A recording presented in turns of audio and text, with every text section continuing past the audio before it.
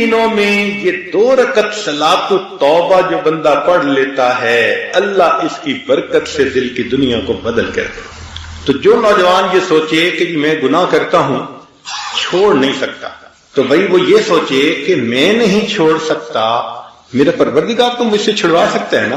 تو اگر اللہ تعالی ہم سے چھڑوا سکتے ہیں تو ہم 2 رکعت نفل تو شروع کر دینا، پھر اس 2 رکعت کی برکت دیکھنا، مانگیں اللہ سے۔ بھلے شروع میں لگے کہ میں دکھاوا کر رہا ہوں، ریاکاری کر رہا ہوں، چھوڑنے کا تو اندر ارادہ نہیں، اور پیر صاحب کو خوش کرنے کے لیے میں نے ہاں کر دیا تھا، بالکل فکر نہ کرے، کرنا شروع کر دیں۔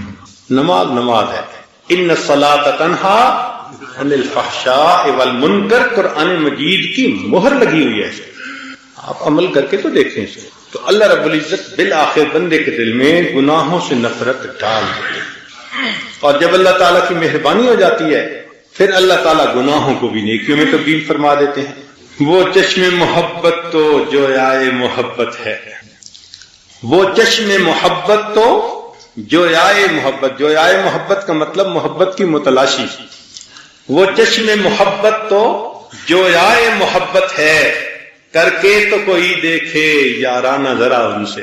سننے سے بھی فائدہ ہوتا ہے اور ساتھ ساتھ انسان اس کو دیکھے تو ڈبل فائدہ ہو جاتا ہے۔ اور اگر کاغذ پینسل ساتھ ہو اور کوئی نقطہ اچھا سمجھ میں آئے یا اچھا لگے تو اس کو نوٹ بھی کر لیا کریں۔ فقط کان سے سنتے رہنا تھوڑا فائدہ ہے، سننا اور دیکھنا اس سے زیادہ فائدہ ہے، پھر دیکھنا اور سننا اور اس کے بعد اس کو قلم بند کرنا، اس میں فائدہ تام ہو جاتا ہے۔ امید ہے کہ کل سے آپ حضرات اس طرح سے درس سنیں گے۔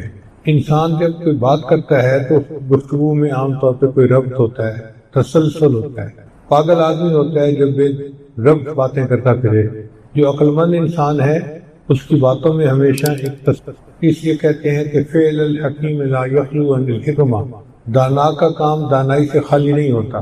تو دانا کی جو باتیں ہوتی ہیں وہ بھی بڑی دانائی والی ہوتی ہیں۔ اس لیے علماء نے لکھا ہے کہ کلام الملوک ملوک الکلام، جو بادشاہوں کا کلام ہوتا ہے وہ کلاموں کا بادشاہ ہوا کرتا ہے۔ تو اللہ تعالیٰ تو کائنات کے شہنشاہ ہیں، ان کا کلام تو پھر ساری دنیا کے کلاموں کا شہنشاہ ہے۔ اس لیے قرآن مجید کے معارف کو سمجھنا، اسرار اور رموز کو سمجھنا، یہ میرے اور آپ جیسے ہر بندے کے بس کی بات نہیں ہے۔ ہم تو طالب علم ہیں، جہاں تک بات سمجھ میں آئی اللہ کا شکر ادا کیا، ورنہ سچ تو یہ ہے کہ ہمیں معارف سمجھ میں نہیں آ سکتے۔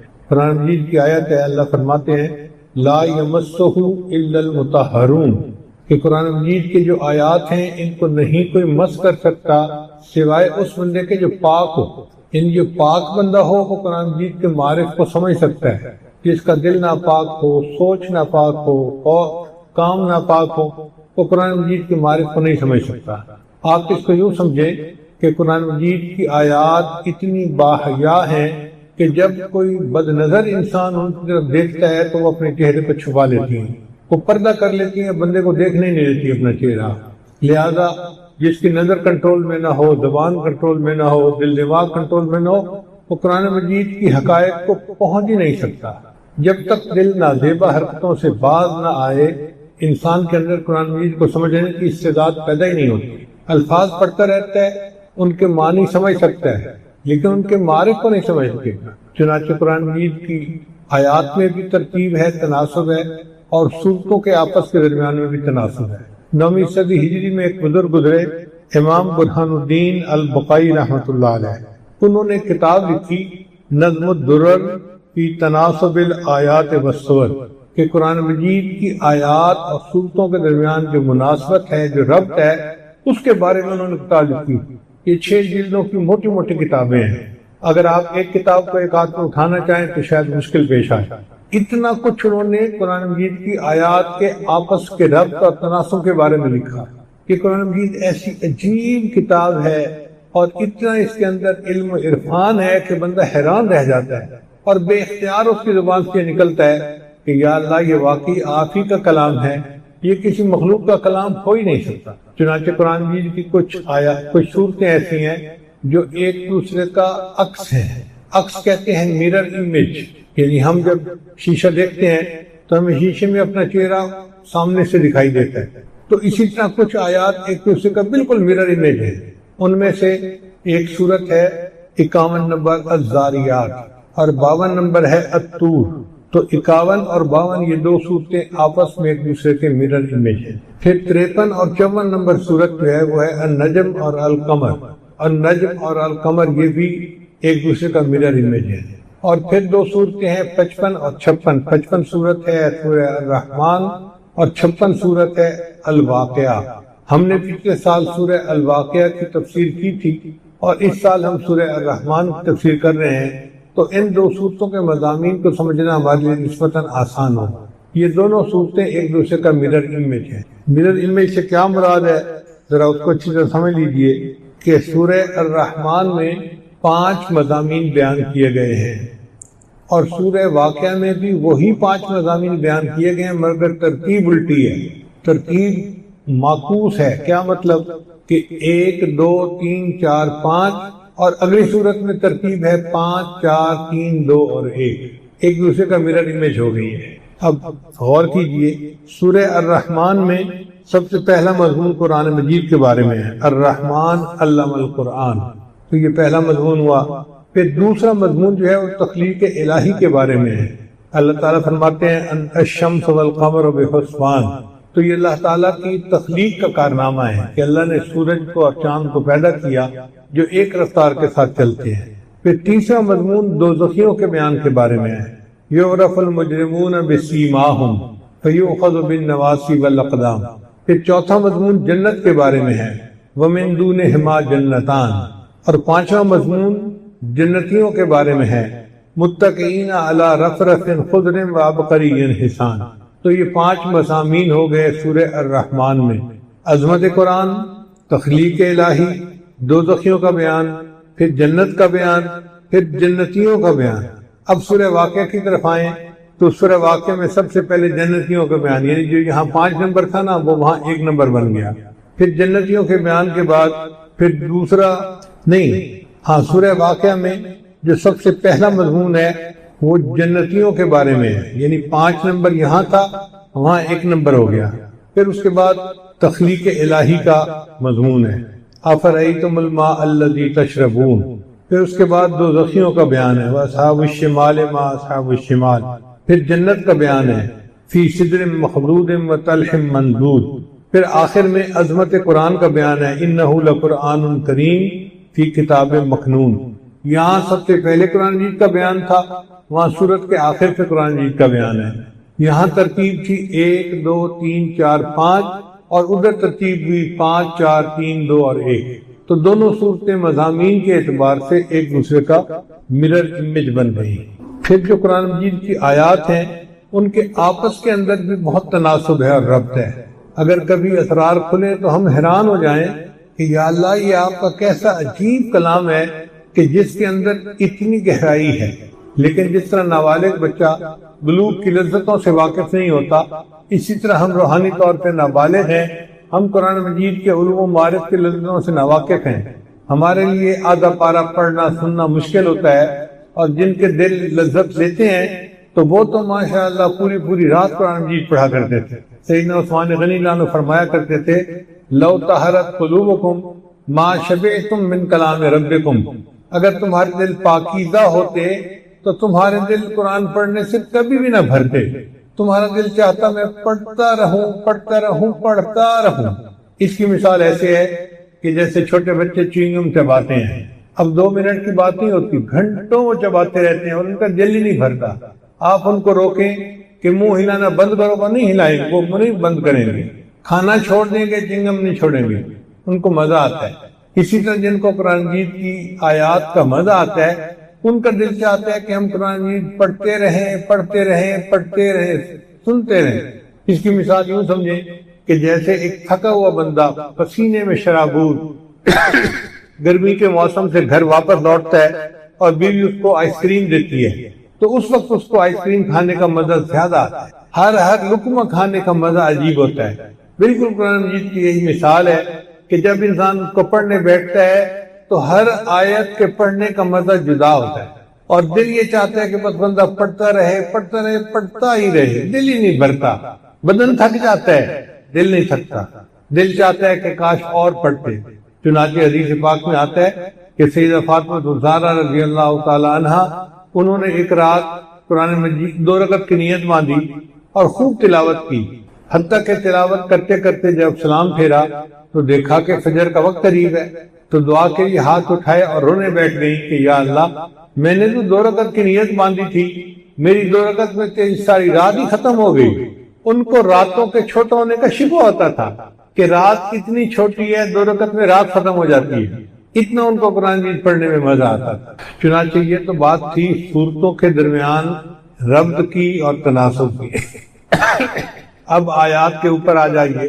قرآن مجید کی جو آیات ہیں ان میں آپس میں بھی ربط ہے، یعنی اگر کوئی صورت شروع ہوتی ہے نا تو اس کی ابتدا کا جو گزری صورت ہے اس کی انتہا کے ساتھ ایک ربط ہوتا ہے، پھر اس کی انتہا کا آنے والی صورت کے ساتھ ایک ربط ہوتا ہے، پھر آیتوں کا آپس میں ربط ہوتا ہے کہ پہلے یہ آیت آئی، پھر یہ آیت آئی، پھر یہ آیت آئی، پھر یہ آیت آئی۔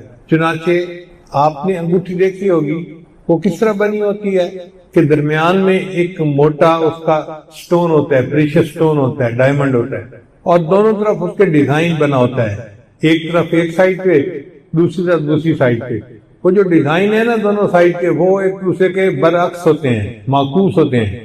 جو خوبصورت انگوٹھیاں ہیں وہ عام طور پر ایسے ہی بنی ہوتی ہیں۔ ایک گلے کا ہار ہوتا ہے، اس کو نیکلس کہتی ہیں عورتیں، وہ نیکلس بھی اسی طرح بنتا ہے۔ فرض کرو پرل کا ایک نیکلس بنا ہوا ہے، پرل کہتے ہیں موتی کو، تو چھوٹے موتی سے بننا شروع ہوگا اور پھر وہ موتی آہستہ آہستہ بڑے ہوتے جائیں گے، ہوتے جائیں گے، ہوتے جائیں گے، حتیٰ کہ ایک جگہ آ کر درمیان میں ایک بڑا موتی لگے گا، یا ٹکا جس کو ہم کہتے ہیں، درمیان میں سینٹرل پیس جو ہوتا ہے وہ لگتا ہے، اور پھر وہ اسی طرح موٹے پتلے ہوتے ہیں، دوسری سائڈ پہ چلے جاتے ہیں۔ تو اس کو رنگ نیکلس تھیوری کہتے ہیں، RN تھیوری۔ یہ قرآن مجید کی آیات کے تناسب میں ایک نئی چیز ہے جس پر تھوڑا کام ہوا ہے، کاش کے زیادہ کام ہوتا تو اور مزہ آتا۔ آج ہم اس رنگ نیکلس تھیوری کے اوپر بات کریں گے۔ اس کے لیے ہم قرآن مجید کی ایک آیت سامنے لیں گے، اس کا نام ہے آیت الکرسی۔ یہ قرآن مجید کی وہ آیت ہے جس کو نبی علیہ السلام نے فرمایا کہ قرآن مجید کی سب سے زیادہ عظمت والی آیت آیت الکرسی ہے، اور جو بندہ آیت الکرسی پڑھ لیتا ہے وہ جنات سے اور باقی آصف وغیرہ سے محفوظ رہتا ہے۔ آیت الکرسی کی بہت فضیلت ہے حدیث کے اندر، چنانچہ ہر نماز کے بعد آیت الکرسی پڑھنی چاہیے، خاص طور پر رات کو سونے سے پہلے ضرور پڑھنی چاہیے۔ اور جو بچوں پر دم کر دیں تو بچے محفوظ رہتے ہیں، ڈراؤنے خواب نہیں دیکھتے، اور اگر بڑے دم کر لیں تو وہ بھی آرام کی نیند سو جاتے۔ ایک مرتبہ ابو ہریرہ عنہ کی گندم تھی تو وہ چوری ہو جاتی تھی، تو وہ بڑے حیران تھے، بھائی میری گندم کون چوری کر کے جاتا ہے؟ لوگوں کو کہا کہ بھائی کون ہے جو چوری کرتا ہے؟ پھر چوری ہو گئی۔ جب تیسری مرتبہ چوری ہو گئی تو انہوں نے ارادہ کر لیا کہ آج رات میں پہرا دوں گا، اور جو کوئی چور ہوگا میں اسے پکڑ کے رہوں گا۔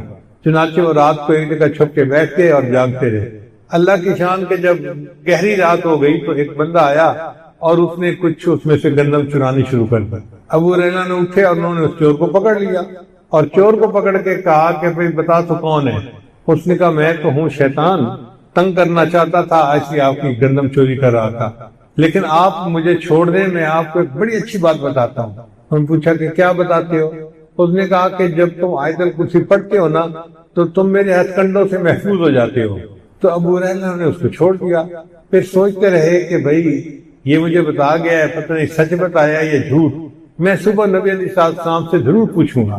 اب جب صبح ہوئی تو نبی علیہ السلام کی خدمت میں حاضر ہوئے، اے اللہ کے حبیب صلی اللہ علیہ وسلم، رات میرے ساتھ یہ واقعہ پیش آیا، اور شیطان نے کہا کہ میں نے تمہیں تنگ کرنے کے لیے گندم چوری کرنی تھی، اور آپ اگر مجھے چھوڑ دیں تو میں آپ کو ایک اچھی بات بتاتا ہوں۔ اور اس نے مجھے یہ بات بتائی کہ اگر آیت الکرسی پڑھ لیا کرو گے تو تم میرے شر سے محفوظ رہو گے۔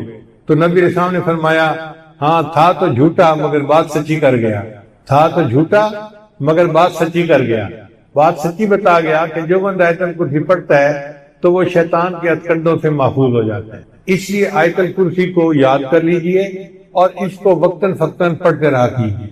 اب اس آیت الکرسی کے مضامین کو ہم دیکھتے ہیں کہ وہ رنگ تھیوری پہ کیسے پوری اترتی ہے۔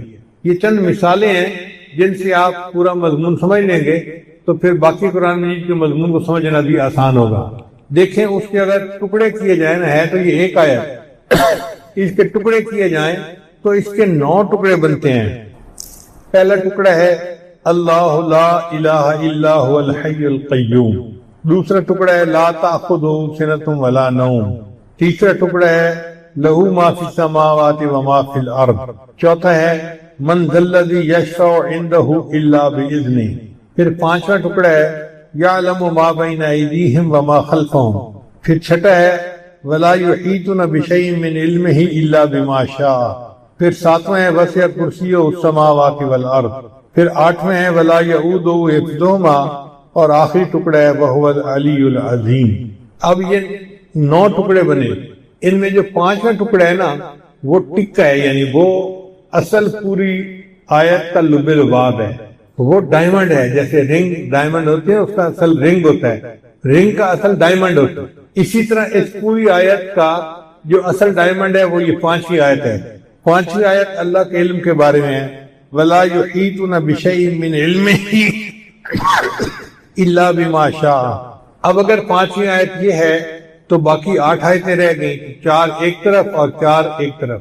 اب آپ پہلی 4 کو دیکھیں، ان کا ایک مضمون چلے گا اور پھر 5ویں بعد وہی مضمون الٹا چل پڑے گا. پہلی آیت دیکھیں اللہ لا الہ الا هو الحی القیوم. اب اس میں جو اصل مضمون ہے وہ هو الحی القیوم، کہ اللہ تعالیٰ حی اور قیوم ہے، اس کے اسماء کا تذکرہ ہے. پھر دوسرا ٹکڑا ہے کا لا تأخذہ سنۃ ولا نوم.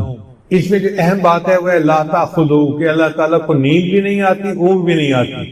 پھر تیسرا ہے لہ ما فی السماوات وما فی الارض، جو آسمان اور زمینوں میں ہے وہ اللہ کا ہے. پھر چوتھا ہے من ذا الذی یشفع عندہ الا باذنہ. پھر 5واں جو ٹکڑا ہے وہ تو ڈائمنڈ ہو گیا نا درمیان میں، ولا یحیطون بشیء من علمہ الا بما شاء. پھر آگے جو 7واں ہے وسع کرسیہ السماوات والارض. آپ دیکھیں کہ 7واں جو ہے یہ تیسرے کے ساتھ ملتا ہے اور جو چھٹا ہے وہ چوتھے کے ساتھ ملتا ہے. چوتھا تھا من ذا الذی یشفع عندہ الا باذنہ، اللہ کے اذن کے سوا کوئی شفاعت نہیں کر سکتا.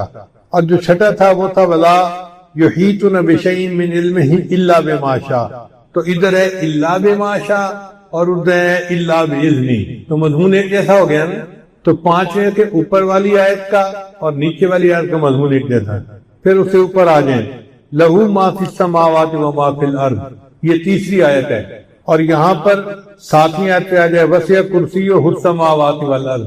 تو سماوات والارض کا مضمون یہاں بھی ہے اور سماوات والارض کا مضمون اوپر بھی ہے. پھر دوسرا ہے لا تأخذہ سنۃ ولا نوم. لا تأخذہ یہ اہم ہے، سمجھنے والی بات. تو دوسری آیت میں لا تأخذہ تھا اور ادھر 8ویں آیت میں ولا یؤودہ حفظہما. تو مضمون ایک جیسا ہو گیا، جو صفت وہاں ہے ویسی صفت یہاں ہے. پھر پہلی صورت تھی وہو الحی القیوم، اور ادھر آخری جو ہے صورت، اس آخری جو ٹکڑا ہے اس میں آتا ہے وہو العلی العظیم. تو حی القیوم جو اللہ کی اسماء بیان کیے تھے، تو آخری صورت میں بھی اللہ کے اسماء ہی بیان کیے گئے. تو اگر آپ دیکھیں تو درمیان والے ٹکڑے کے علاوہ جتنی آیتیں ہیں سب ایک دوسرے کے ساتھ ترتیب کے ساتھ جڑی ہوئی ہیں. تو یہ رنگ بن گیا، یہ نیکلس بن گیا. یہ تو آیت الکرسی کے بارے میں تھا. کئی صورتیں ہیں جن میں یہی رنگ سوری چلتی، جیسے سورج بروج ہے. میں سورج بروج کی تفصیل نہیں کروں گا چونکہ بات کافی لمبی ہو جائے گی، مگر اشارتاً سمجھا دوں گا. سورہ بروج کے اندر 20 آیات ہیں. کتنی آیات ہیں؟ 20 آیات ہیں. ان میں 2 آیتیں درمیان میں ٹکا بنتی ہیں، نیکلس بنتی ہیں. 2 آیتیں، اور دونوں آیتوں کے مضامین بھی بالکل ایک جیسے ہیں. پھر اس کے بعد باقی رہ گئی 18 آیتیں. تو 9 آیتیں ایک سائڈ پر ہیں اور 9 آیتیں دوسری سائڈ پہ ہیں، اور وہ بالکل ایک دوسرے کے ساتھ مضمون میں معکوس ہیں. ایک اور مثال جس کو میں آج تفصیل سے بیان کرنا چاہتا ہوں وہ ہے سورہ بقرہ کی. حدیث مبارکہ میں آتا ہے کہ اللہ تعالیٰ نے پہلی آسمانی کتابوں میں جو کچھ نازل کیا وہ سارا کا سارا اللہ نے سورہ قرآن مجید میں نازل کر دیا. اور جو اللہ نے پورے قرآن مجید میں نازل کیا وہ اللہ نے سورہ بقرہ کے اندر نازل فرما دیا. یعنی سورہ بقرہ جو ہے وہ تمام آسمانی کتابوں کا اور پورے قرآن مجید کا لب لباب اور نچوڑ ہے. اتنی اہم صورت ہے یہ. اس کے اندر بھی وہی رنگ چھری ہے. ذرا غور سے بات سنیے گا. یہ رنگ چھری کیسے بنتی ہے؟ مضامین کو الگ الگ کیا جائے نا تو سورہ بقرہ کے 9 مضمون بنتے ہیں. کتنے مضمون بنتے ہیں؟ 9 مضمون بنتے ہیں. ان میں جو 5واں ہے نا وہ اصل حکم ہے جو بڑی اہمیت رکھتا ہے، اور 4 ایک طرف اور 4 ایک طرف، وہ 4 جو ہیں وہ ایک دوسرے کے ساتھ معکوس ہیں۔ مثال کے طور پہ آیت نمبر 1 سے لے کے 20 تک مومنوں کا اور کفار کا تذکرہ ہے۔ اس کو انگلش میں کہتے ہیں فیتھ ورسز ان بلیف، یعنی پہلی 20 آیتوں میں اللہ نے مومنوں کا تذکرہ کیا، کافرین کا تذکرہ کیا اور منافقین کا تذکرہ، تو یہ مومن اور غیر مومن کا تذکرہ ہے پہلی 20 آیات میں۔ پھر دوسرا سیٹ جو ہے وہ آیت نمبر 21 سے لے کے 39 تک، اس میں اللہ کریشن اینڈ نالج، اللہ کی تخلیق اور اللہ کے علم کا سوال ہے۔ اللہ کی تخلیق کے بارے میں فرماتے ہیں هو الذی خلق لکم ما فی الارض جمیعا، اور اللہ کے علم کے بارے میں فرماتے ہیں سبحانک لا علم لنا الا ما علمتنا انک انت العلیم الحکیم۔ تو اللہ کی کریشن اور اللہ کے نالج کے بارے میں یہ دوسرا ہے۔ پھر تیسرا گروپ جو ہے آیتوں کا وہ ہے ڈیلیورنس آف لا ٹو بنی اسرائیل، اللہ تعالیٰ نے بنی اسرائیل کے جو لوگ تھے ان کو احکام سکھائے۔ ان کا گروپ ہے 40 سے لے کے 103 آیت تک۔ اللہ فرماتے ہیں وَلَا تَلْبِسُوا الْحَقَّ بِالْبَاطِلِ وَتَكْتُمُوا الْحَقَّ وَأَنْتُمْ تَعْلَمُونَ۔ پھر چوتھا گروپ جو ہے وہ ہے 104 آیت سے لے کر 141 تک، یہ ہے ابراہیم علیہ السلام کو اللہ نے آزمایا، وَإِذِ ابْتَلَىٰ إِبْرَاهِيمَ رَبُّهُ بِكَلِمَاتٍ۔ تو یہ 4 مضمون ہیں، پہلا مومنوں کا اور کفار کے بارے میں، دوسرا اللہ کی تخلیق اور نالج کے بارے میں، تیسرا بنی اسرائیل کو احکام بتائے گئے، اور چوتھا ابراہیم علیہ السلام کی آزمائش کا تذکرہ کیا گیا۔ اب جو 5واں گروپ ہے نا وہ اصل ٹکہ ہے پوری سورت کا، جو روح رواں اور لب لباب ہے، اور وہ آیت نمبر 142 سے لے کے 152 تک، یہ 10 آیتیں ہیں۔ ان 10 آیتوں میں کیا مضمون ہے؟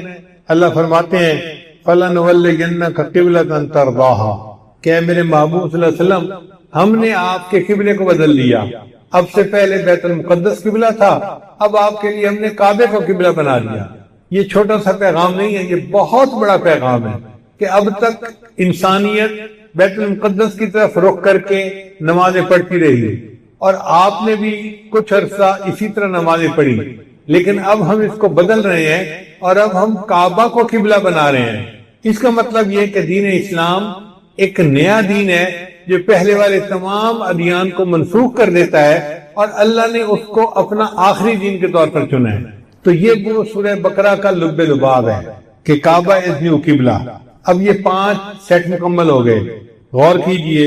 فیتھ ورسز ان بلیف پہلا، پھر اللہ کریشن اینڈ نالج دوسرا، پھر ڈیلیورنس آف لا ٹو بنی اسرائیل تیسرا، پھر ابراہیم علیہ السلام کو اللہ نے آزمایا چوتھا، پھر 5واں جو لب لباب تھا وہ تھا کہ اب آج کے بعد کعبہ کو ہم نے قبلہ بنا دیا تمہارے لیے، ہم نے چینج کر دیا قبلے کو تمہارے لیے۔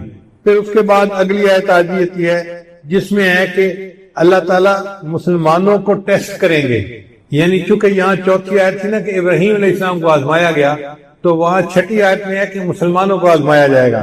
چنانچہ اللہ فرماتے ہیں وَلَنَبْلُوَنَّكُمْ بِشَيْءٍ مِّنَ الْخَوْفِ وَالْجُوعِ وَنَقْصٍ مِّنَ الْأَمْوَالِ وَالْأَنفُسِ وَالثَّمَرَاتِ وَبَشِّرِ الصَّابِرِينَ۔ تو دیکھیں ادھر ابراہیم علیہ السلام کو آزمانے کی بات ہوئی، وَإِذِ ابْتَلَىٰ إِبْرَاهِيمَ رَبُّهُ بِكَلِمَاتٍ فَأَتَمَّهُنَّ، اور 5ویں کے بعد پھر بات ہوئی مسلمانوں کو آزمانے کے بارے میں۔ پھر اس کے بعد مسلمانوں کو اللہ نے احکام سکھائے، ڈیلیورنس آف لا ٹو مسلم، کتب علیکم القصاص فی القتلى۔ تو یہ مضمون بنی اسرائیل کے مضمون کے ساتھ ملتا ہے، ان کو بھی احکام بتائے، اللہ نے مسلمانوں کو بھی احکام بتائے۔ پھر جو 8ویں آیت تھی وہ ہے اللہ کریشن اینڈ نالج، اس میں آتا ہے آیت الکرسی اللہ لا الہ الا هو الحی القیوم لا تأخذہ سنۃ ولا نوم۔ تو اس میں اللہ کی تخلیق کے بارے میں بھی ہے اور اللہ کے علم کے بارے میں مضمون ہے۔ پھر آخری ٹکڑا جو ہے وہ 2 آیتوں کا ہے، 285 سے لے کے 286، یہ ہے فیتھ ورسز ان بلیف۔ جو بقرہ سورت کے شروع میں مضمون تھا وہی سورہ بقرہ کے آخر میں مضمون ہے، اور یہ شروع ہوتا ہے آمن الرسول بما انزل الیہ من ربہ والمؤمنون۔ اب جو طلباء ترجمہ جانتے ہیں وہ سمجھتے ہیں کہ ان آخری 2 آیتوں میں واقعی ایمان اور کفر کا ہی تذکرہ ہے۔ تو یہ رنگ شوری کہلاتی ہے کہ ایک ترتیب سے مضمون شروع ہوتا ہے اور درمیان میں ایک ٹکا بنا دیتے ہیں، اور پھر اس کو واپس اسی ترتیب سے لے کے آتے ہیں۔ جس طرح ایک زیور دیکھنے میں خوبصورت نظر آتا ہے، یہ آیات اور یہ صورتیں اپنے مضامین کے اعتبار سے دیکھنے والے کو خوبصورت لگتی ہیں، دیکھنے والے کا دل مو لیتی ہیں۔ جو ترجمہ کو سمجھتا ہے وہ آشش کر اٹھتا ہے کہ یا اللہ، آپ کے کلام کے اندر کتنی گہرائی ہے، کتنا اعجاز ہے، ہم اس سے قربان جائیں۔ اب اس کو آگے بڑھاتے جائیں تو بعض حضرات نے اس سے بھی کوشش کی کہ پورے قرآن کی صورتوں کو رینج تھیوری کے مطابق جو ہے وہ تفصیل اس کی بتائیں، تو وہ اس نتیجے پر پہنچے کہ پورے قرآن مجید کے 19 مضامین بنتے ہیں۔ کتنے مضامین بنتے ہیں؟ 19۔ ان میں سے ایک مضمون جو سورہ یاسین ہے، جس کو نبی علیہ السلام نے فرمایا کہ سورہ یاسین قرآن مجید کا دل ہے، وہ اصل ٹکا ہے۔ پھر اس کے بعد رہ گئے 18، تو 9 مضمون اس سے پہلے ہیں اور 9 مضمون اس کی بعد کی صورتوں میں ہیں، گروپ ہیں۔ جس طرح 9 گروپ پہلے ہیں اسی طرح 9 گروپ بعد ہیں، مگر وہی ترتیب معکوس ہے ایک دوسرے کے ساتھ، اور درمیان میں سورہ یاسین ہے۔ اب پتہ چلا کہ سورہ یاسین کی اہمیت کیوں ہے کہ ہر روز اس کی تلاوت کرتے ہیں۔ نبی صلی اللہ علیہ وسلم نے فرمایا جس نے سورہ یاسین دن کے شروع میں پڑھ لی، اللہ تعالیٰ اس کے پورے دن کے کاموں میں اس کی مدد فرماتا ہے۔ اس لیے مرنے والے بندے کے پاس سورہ یاسین پڑھتے ہیں، کیوں کہ سورہ یاسین پورے قرآن مجید کا لب لباب بنتا ہے۔ تو پورے قرآن مجید کی آیات بھی ایسے لگتی ہیں جیسے ایک سجا ہوا زیور تھا جس کو اللہ نے ہمارے سامنے رکھ دیا، تو دل خوش ہوتا ہے پڑھ کے اور سمجھ کے کہ یا اللہ، آپ بھی بڑے ہیں اور آپ کا کلام بھی بڑا ہے، اور آپ نے ہم پر مہربانی کی، ہم طالب علموں کو اپنے کلام کو پڑھنے کی اور سمجھنے کی توفیق عطا فرمائے۔ آج کے دن تک اتنا ہی مضمون بیان کرنا تھا، امید ہے آپ اس کو یاد کر لیں گے۔ ہم آئندہ اگلی آیات کی تفسیر بھی کرتے رہیں گے اور پچھلے مضمون کی روزانہ دہرائی بھی کرتے رہیں گے۔ آپ لوگوں کی جان نہیں چھوٹنی، بہتر یہ ہے کہ آپ اس کو یاد کر کے آئیں، کل آپس میں ایک دوسرے کے ساتھ اس کا تکرار بھی کریں، اور جب کل آئیں تو پچھلا مضمون پورا ازبر ہو۔ ایک بات ذہن میں رکھیے کہ آج ہم جو کوتاہی کرتے ہیں نا دعا مانگنے میں، وہ یہ ہوتی ہے کہ ایک تو ہم جلدی مایوس ہو جاتے ہیں۔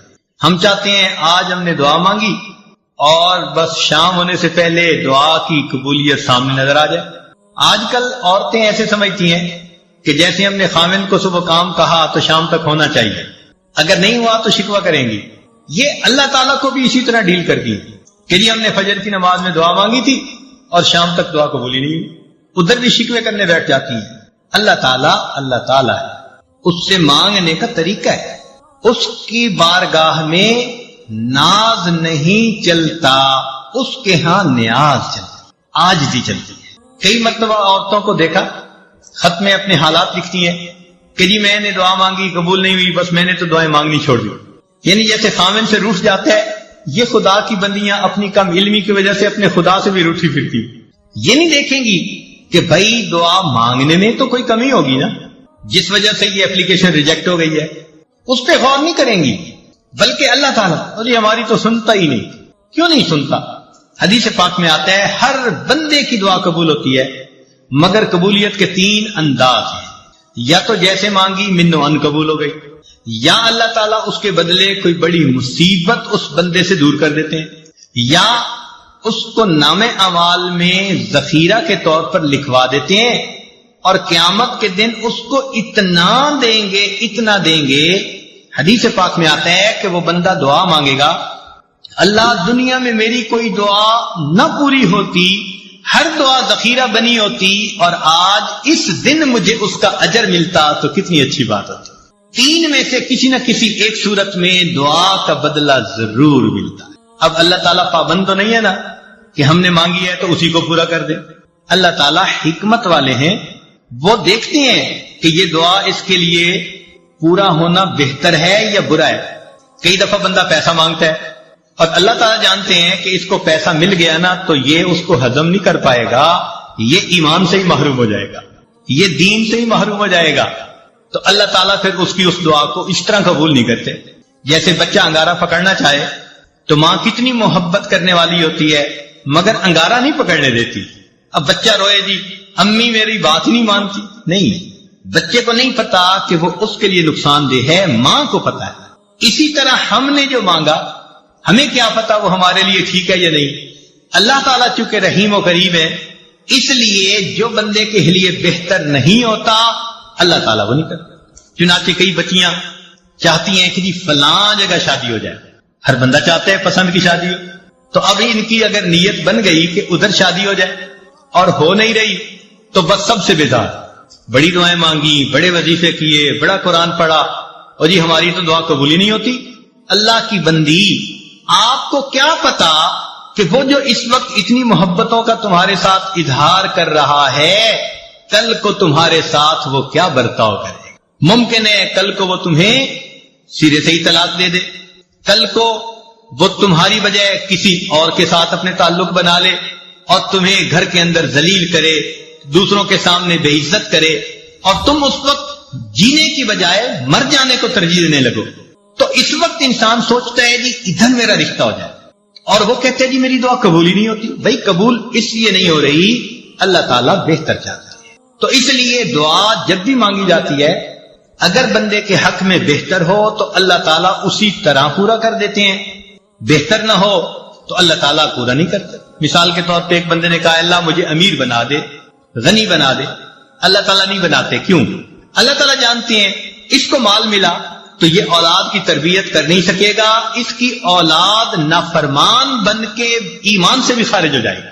کتنے لوگ ہیں مال ان کے گھر میں آ جاتا ہے اور ان کی اولاد ان کے ہاتھوں سے نکل جاتی ہے. ہمیں کیا پتا کہ کس وجہ سے یہ دعا قبول نہیں ہو رہی.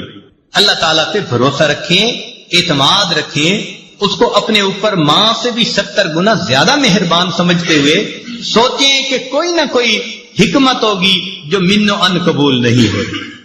اور ہمیں کیا پتا کہ اللہ تعالیٰ نے اس دعا کے بدلے کوئی مصیبت سے بچایا ہو. آپ ذرا غور کریں, آپ گاڑی میں جا رہی ہیں اور کئی مرتبہ بس ایکسیڈنٹ ہوتے ہوتے بچتا ہے, تو ممکن ہے آپ کی مانگی ہوئی کسی دعا کے صدقے اللہ تعالیٰ نے آپ کو ایکسیڈنٹ سے بچا لیا. زلزلہ آیا, لاکھوں انسان مرے بھی اور زخمی بھی ہوئے.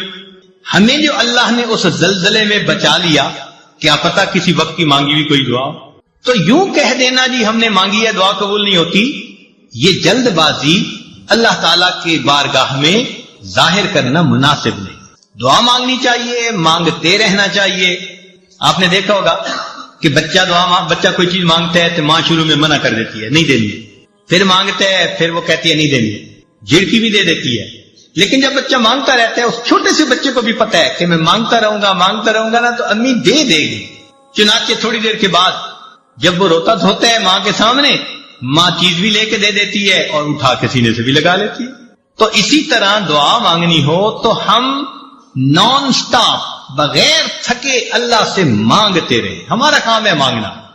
مانگنے کے بعد ہم محروم نہیں رہیں گے, کسی نہ کسی صورت اس کا ریٹرن ہمیں ملے گا. یا تو وہ دعا ویسے قبول, یا اس کے بدلے کوئی بیماری جو ہے نا وہ دور کر دی جائے گی. کیا پتا کہ آپ دعا مانگتی رہیں اور اللہ تعالیٰ نے اس دعا کے بدلے کوئی سکن ڈیزیز ایسی تھی جس سے آپ کو بچا لیا. ورنہ اگر سکن ڈیزیز ہو جاتی اور چہرے پہ داغ دھبے پڑ جاتے تو اتنی محبت کرنے والے خامن صاحب کے بھی رخ بدلے ہوئے ہوتے. اللہ نے آپ کی صحت کو سلامت رکھا, کوئی ایسی بیماری نہیں لگائی, گھر میں الفتوں محبتوں کی زندگی گزارتی پھر رہی ہیں. پتہ نہیں ہے کس کس دعا کا نتیجہ ہے جو اللہ نے آپ کو یہ عزتیں دی ہیں. تو اس لیے دعا مانگنے میں فوراً توقع رکھنا کہ جی ابھی قبول ہو جائے, یہ بندگی کے آداب کے خلاف. جلدی مایوس نہیں ہونا چاہیے. اور پھر ایک بات اس میں اور بھی سمجھ لیں کہ کچھ لوگ دعائیں مانگتے ہیں اور کچھ لوگ دعائیں پڑھتے ہیں. دعا پڑھنے سے دعا قبول نہیں ہوتی, دعا مانگنے سے دعا قبول ہوتی. کیا فرق ہے دونوں میں؟ دعا پڑھنا تو یہ ہوا کہ بس بیٹھے ہیں ربنا آتنا فی دنیا ربنا ظلمنا, بس طوطے کی طرح ٹیپ ریکارڈ جیسے بجتا ہے وہ بج گیا اور پتہ یہ بھی نہیں کہ میں نے کیا مانگا کیا نہیں. چنانچہ ایک مرتبہ ہم نے نماز پڑھی, ہمارے قریبی تعلق والے ساتھ بیٹھے ہوئے تھے, انہوں نے دعا کے بعد اپنے چہرے پہ ہاتھ پھیرے تو میں نے ویسے ہی ان سے پوچھ لیا, میں نے کہا آج دعا میں آپ نے کیا مانگا؟ تو میری طرف دیکھ کے کہتے ہیں حضرت سچ بتاؤ مجھے نہیں یاد.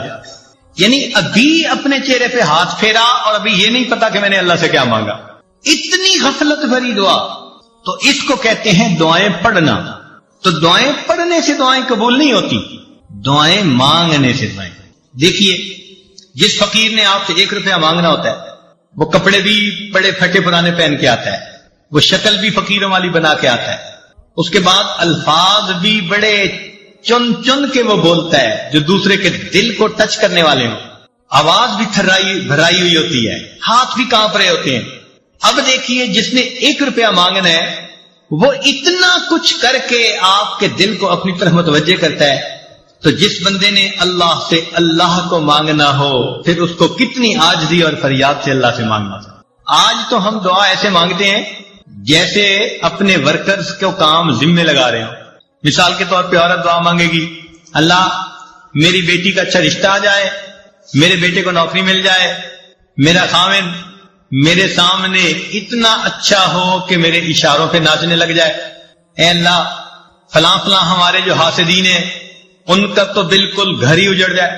یعنی ہم ایسے دعا مانگ رہے ہوتے ہیں جیسے کسی ماتحت کو کام ذمے لگا رہے ہوتے ہیں۔ دعا مانگنا اور چیز ہے اور ماتحت کے ذمے کام لگانا وہ اور چیز ہے۔ اللہ تعالیٰ ہے۔ اس انداز میں دعائیں مانگنا، یہ ہو جائے، یہ ہو جائے، یہ ہو جائے، جیسے سیٹھ صاحب بیٹھے ہوئے اپنے ورکرز کو کام اسائنمنٹ دے رہے ہیں، تو اللہ تعالیٰ کو دعا میں اسائنمنٹ نہ دیا کریں۔ اللہ تعالیٰ کے سامنے عاجزی اور زاری کا اظہار کر کے، بندگی کا اظہار کر کے، اللہ کی عظمت کو مان کے اللہ سے دعا کیا کریں، سوال کیا کریں۔ تو جب ہم اس طرح سے مانگیں گے تو دعائیں جلدی قبول ہوں گی۔ ہم الزام ان کو دیتے تھے، قصور اپنا نکل آیا۔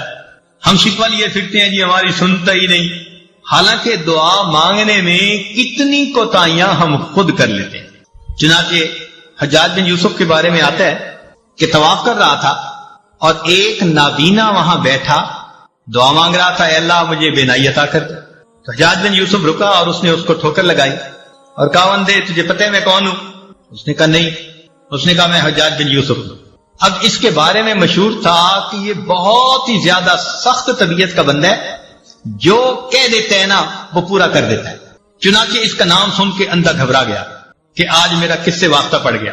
تو حجاج بن یوسف نے کہا کہ دیکھ میں طواف کر رہا ہوں، اگر میرا طواف مکمل ہونے تک تیری بینائی ٹھیک نہ ہوئی تو میں نے تیرے قتل کا حکم دے دینا۔ اور اس نے ایک پولیس والا بھی ساتھ کھڑا کر دیا کہ یہ اندھا بھاگنے نہ پائے، اور خود طواف کرنے لگ گیا۔ اب تو جی اندھے کا حال عجیب، آنسو بھی گر رہے ہیں اور کانپ بھی رہا ہے اور دعا مانگ رہے، اللہ پہلے تو بینائی کا سوال تھا اب تو میری زندگی کا سوال۔ ایسے تڑپ کے اس نے دعا مانگی۔ کہتے ہیں کہ حجاج بن یوسف جب واپس آیا اللہ نے اس کی بینائی عطا فرما دی۔ تو حجاج بن یوسف نے اسے کہا کہ جیسے تم پہلے بیٹھے دعا مانگ رہے تھے نا، ساری عمر بیت اللہ کے سامنے اس طرح بیٹھ کے دعا مانگتے، تمہاری دعا قبول نہیں ہو سکتی تھی کیونکہ یہ زبان سے نکل رہی تھی، دل سے نہیں نکل رہی تھی۔ اب جب تمہیں اپنی جان کا خوف ہوا، اب تڑپ کے دل سے دعا مانگی، اور دل سے جو بات نکلتی ہے اثر رکھتی ہے، پر نہیں طاقت پرواز مگر رکھتی ہے۔ تو اس لیے دعا ہمیشہ انسان ایسے مانگے کہ تڑپ کے مانگے، دل سے دعا نکلے، پھر دیکھیں اس کے بعد اللہ رب العزت کی طرف سے کیسے رحمتیں ہوتی ہیں۔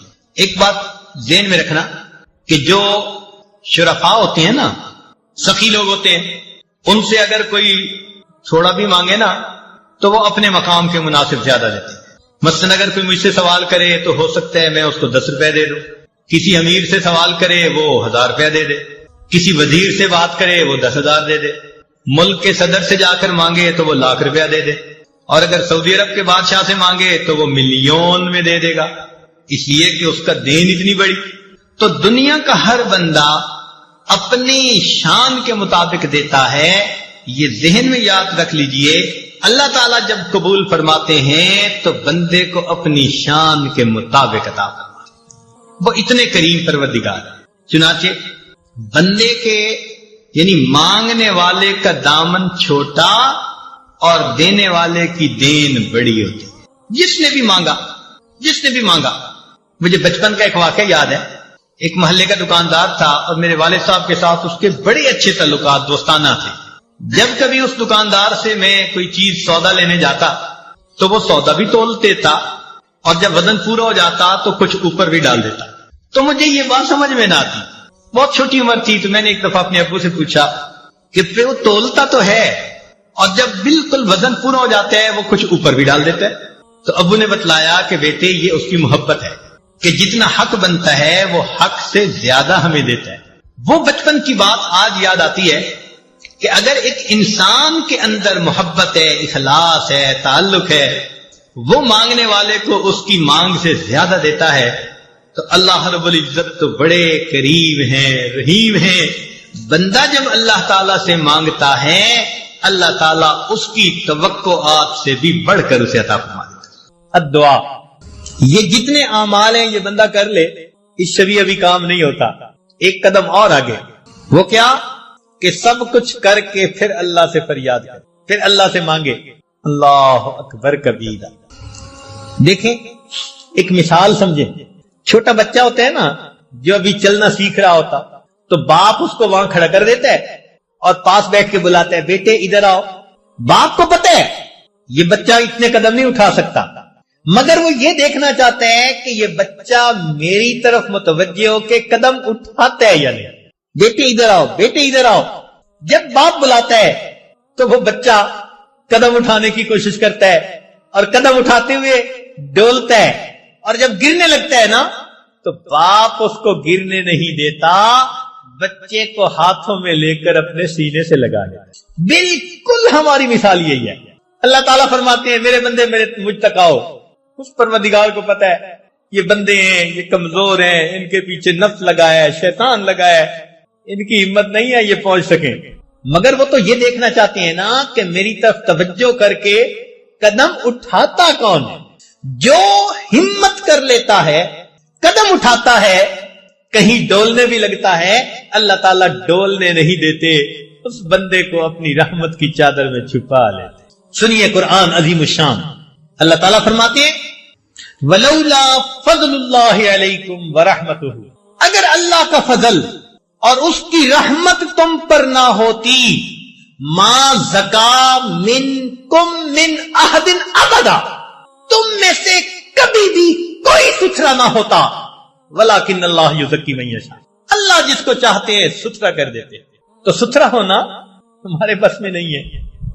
وَلَوْلَا فَضْلُ اللَّهِ عَلَيْكُمْ، تو معلوم ہوا کہ یہ سب کچھ کر کے بھی رات کو اللہ کے سامنے دامن پھیلانا پڑے گا. مولا ہمارے اعمال پر معاملہ نہیں سنورتا. آپ نے قرآن مجید میں فرما دیا وَلَوْلَا فَضْلُ اللَّهِ عَلَيْكُمْ وَرَحْمَتُهُ، اگر اللہ کا فضل نہ ہوتا، اس کی رحمت نہ ہوتی، مَا زَكَا مِنْكُمْ مِنْ أَحَدٍ أَبَدًا، تم میں سے کوئی کبھی بھی ستھرا نہ ہو سکتا. وَلَكِنَّ اللَّهَ يُزَكِّي مَن يَشَاءُ، اللہ جس کو چاہتے ہیں اس کو ستھرا کر دے. اے مولا میں اس وقت دامن پھیلائے بیٹھا ہوں، آپ سے آپ ہی کو چاہتا ہوں. اللہ رحمت کی نظر کر دیجئے، تیری ایک نگاہ کی بات ہے میری زندگی کا سوال. کہ اللہ رحمت کی ایک نظر ڈال دیجئے، میری بگڑی بنا دیجئے، میری کشتی پار لگا دیجئے. میں نے جھولی پھیلا دی ہے. اللہ دنیا کے فقیروں کو دیکھا، بڑے دروازے کے سامنے جاتے ہیں، اونچی صدا لگاتے ہیں، مولا یہ تو کائنات کا سب سے بڑا دروازہ، میں اس دروازے کے سامنے ہوں.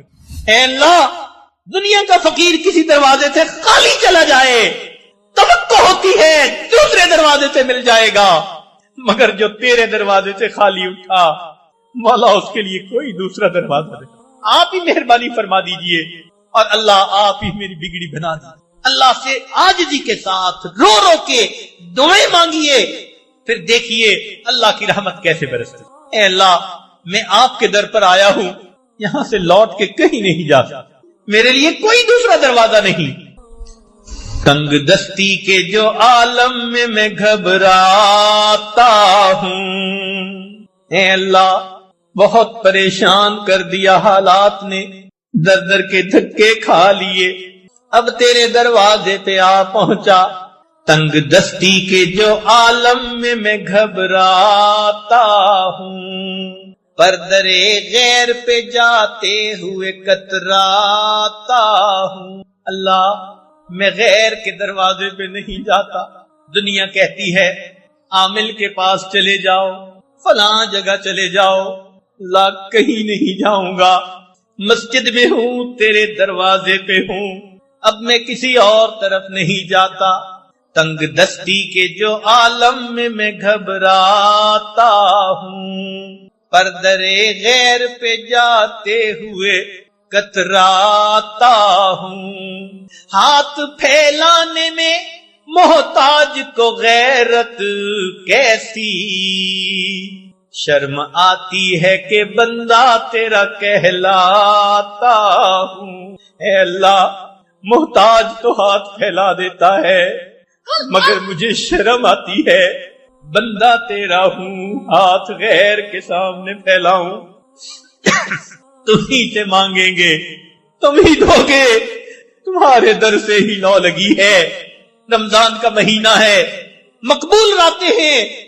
اللہ کے نبی علیہ السلام نے فرمایا کہ بنی کلب کی بکریوں کے بالوں کے برابر جہنمی ہر رات میں جہنم سے بری کر دیے جاتے ہیں۔ آج اس اجتماع کی آخری رات ہے، ہم اللہ تعالیٰ سے دعا مانگیں، مولا جب اتنے اربوں انسان ایک رات میں بخشے جاتے ہیں، ہم پر بھی رحم